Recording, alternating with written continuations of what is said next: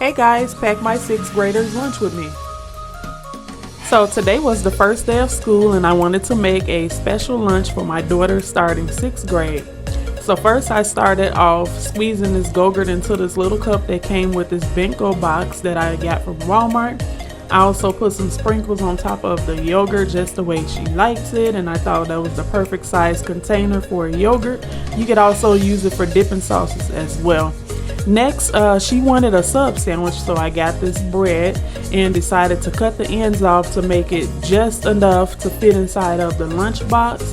The bread didn't come pre-cut, so I cut the bread and I also added some mayo and mustard to the bread.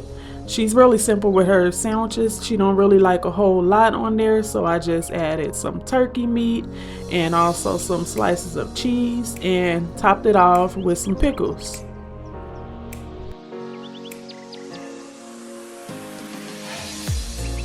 So next I just cut the sandwich in half so that it would fit in her Bentgo box, and as you can see it fit perfectly into this slot. It has some space on the side, so I added the little cup of yogurt next to it. And then I threw in a pack of Chip Ahoy cookies, cut up some strawberries, and she loves to have fruit in her lunch, so I try to make sure I give her a fruit with every single lunch that I pack. And of course her favorite are strawberries.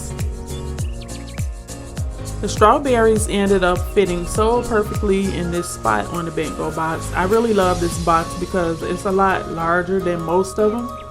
I also added in some fruit snacks in the last little slot. And I also packed her a snack for snack time because they do have a snack time separate from lunch. I'm gonna also be putting her snack in a separate little snack bag. And as you can see, she did take a bottle of water as well. I didn't record that part, but I did pack her a bottle of water. I packed her snack in a separate bag, and yes, this is her lunch for the first day of 6th grade.